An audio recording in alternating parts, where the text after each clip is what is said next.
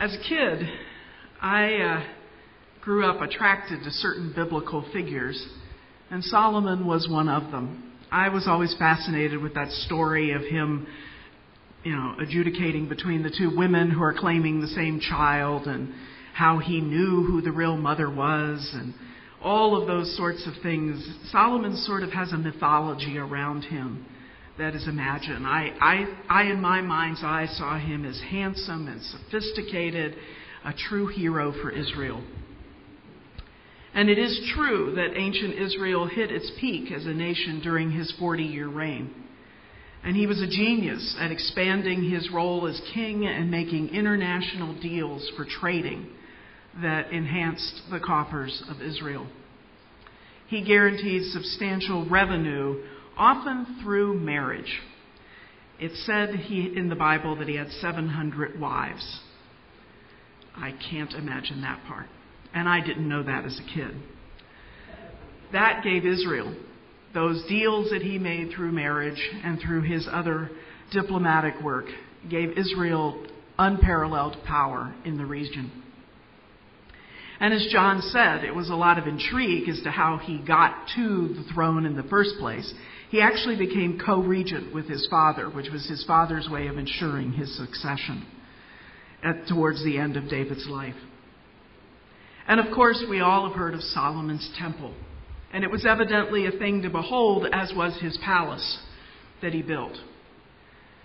What's less known, unless you read the biblical accounts carefully, is that Solomon nearly bankrupted the nation. Despite doing all these things that brought wealth to the nation, his building programs nearly bankrupted them. And eventually, it was his excesses in buildings, but also wives, because they began to criticize, people in Israel began to criticize him for marrying all these foreign women and bringing them to court. And his lifestyle, which was rather lavish, that the Bible actually gives, when you know it in the whole, a rather ambiguous portrayal of him. In some ways, adding that verse about a dream is very apt for explaining a lot about Solomon. You see, my childhood fascination has been tempered over the years, although I still have tremendous respect for his wisdom and intellect. And this passage that we read today demonstrates why his wisdom was so respected, even if it was a dream. Today's passage offers us a glimpse into the basis of Solomon's wisdom and the source of it. It is a classic hero story, as the hero seeks to honor his God, and God responds by offering the hero anything that he wants. In our context, of course, we claim this classic hero story genre as explaining God's interaction with the great figure in Israel.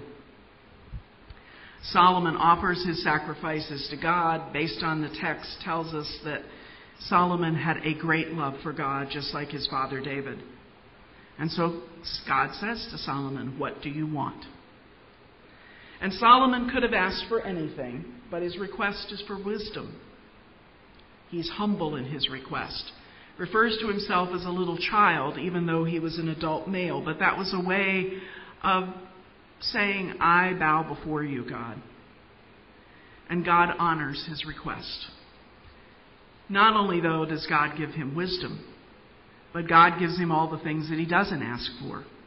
Riches, a long life, victory over his enemies. The list goes on and on. Solomon asked for wisdom to discern what is right and how to proceed in serving God and Israel. This is what he wanted for his reign as king.